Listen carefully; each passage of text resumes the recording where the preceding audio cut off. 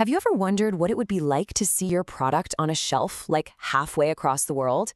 It might sound like this huge, complicated thing, but honestly, it's way more achievable than you might think. So today, we're going to break down the entire process of exporting from India, step by step. So the big question is, are you ready? Ready to take what you've built and share it with the world? The opportunity out there is just massive. And by the end of this explainer, you're going to have a really clear map to get you started. So let's dive in. First things first, let's zoom out and look at the big picture. Why should you even think about exporting? I mean, really, what's in it for you? It's not just about selling more stuff.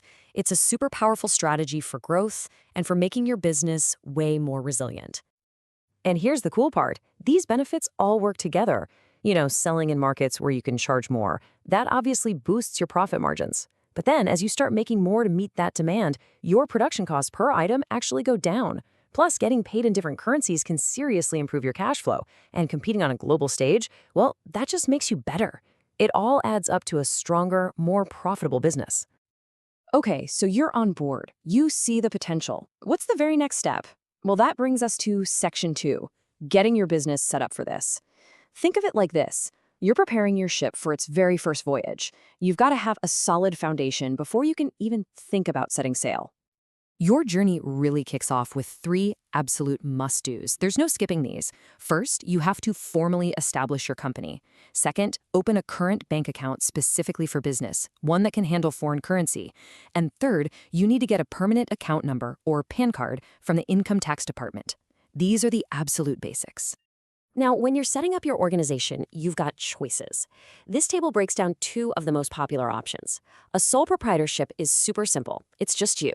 But, and this is a big but, your personal assets aren't protected if the business gets into trouble. That's what unlimited liability means. A private limited company, on the other hand, is a bit more formal, but it creates a legal shield around your personal assets. This is absolutely crucial for startups and any business that's really looking to grow. So, your business is officially set up. Now it's time for the paperwork. This section is all about getting your licenses, and you should really think of them as your business's passport for international trade. The single most important license you're going to need is the Importer-Exporter Code, or IEC. This 10-digit number, which is now linked directly to your PAN, is basically your golden ticket. Seriously, without it, you can't really export or import much of anything. It's your official entry pass into the world of global trade. And the good news is, getting it is way more straightforward than you'd think. The whole thing is online now, on the Directorate General of Foreign Trade, or DGFT, website. You literally just follow these steps. Pop in your PAN to verify yourself, fill out the application, upload a few documents like proof of address, pay a small 500 rupee fee, and hit submit. It's designed to be quick and digital. Now, besides the IEC, there's one other certificate you should know about, the RCMC.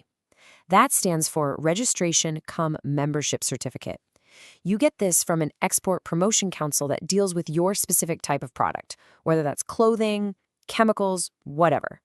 Being a member gives you access to all sorts of industry-specific benefits and support. Okay, so you're licensed, you're ready to trade. But what exactly are you selling, and who are you selling it to? That brings us right to Section 4. It's time to chart your course. We're going to identify your products, find the right markets, and then connect with actual buyers. So the first thing you need to grasp is that in global trade, every single product has its own universal identification number. It's kind of like a secret code.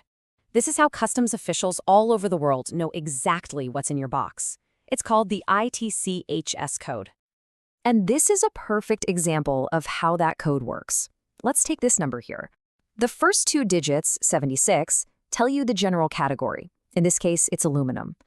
Then the next few digits get more and more specific, drilling down to a heading, a subheading, and finally a unique regional code. Knowing your product's 8-digit HS code is non-negotiable for all your export documents. All right, you've got your product, you've got the code. How in the world do you find someone to buy it? Well, you've actually got a whole toolkit of options. Trade fairs are amazing for meeting people face-to-face. Online B2B portals and a great website are obviously essential these days. And hey, don't forget about your export promotion councils and Indian embassies. These guys are literally there to help you make connections. So you found a buyer. That's fantastic. Now it's time to actually make the deal. This section is all about the rules of the sea. How to agree on terms, how to price everything correctly, and most importantly, how to make sure you actually get paid. To avoid any confusion or arguments, international trade runs on a standard set of rules called Incoterms. They're basically three-letter codes like FOB or CIF that spell out exactly who is responsible for the shipment and all the costs and risks at every single step of its journey. Getting this right is absolutely critical. And this comparison just shows you the two extremes perfectly.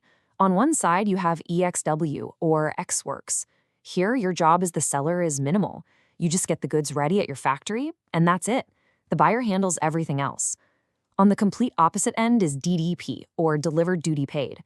Here, you, the seller, are responsible for literally everything, right up to the buyer's doorstep. Most deals, of course, fall somewhere in between these two. But what about the risk of not getting paid? I mean, that's a huge concern when you're dealing with someone thousands of miles away. That's where the Export Credit Guarantee Corporation, or ECGC, comes in. They offer insurance that protects you if a buyer doesn't pay, for whatever reason. It's a really important safety net. The deal is signed, the payment is secure. Awesome. It's time for the final leg of this journey, shipping your goods. This is it. This is where your product finally leaves home and heads out into the big, wide world. Now, for your shipment to clear customs smoothly, you need at least these three mandatory documents. The bill of lading is your contract with the shipping company. The commercial invoice and packing list says what's inside and what it's worth. And the shipping bill is your official declaration to customs. Without these, your goods are not going anywhere. Simple as that. And hey, let's not forget about the box itself. Good packaging is so important. It does three jobs at once. It protects your product on a long and bumpy journey. It acts as a little billboard for your brand, and it can even help prevent theft. So yeah, don't underestimate the power of a good box. And there you have it. That's the whole journey from start to finish in 6 key stages. We started with the why, understanding the benefits. Then we walked through preparing your business, getting the right tools like your IEC, charting the map to find buyers, navigating the deal with Incoterms, and finally, watching your goods arrive and getting paid. So, you have the roadmap now. The path from a local Indian business to a global brand is clear. The only question left is the one right there on your screen. Your global journey starts now. So, what's your first step?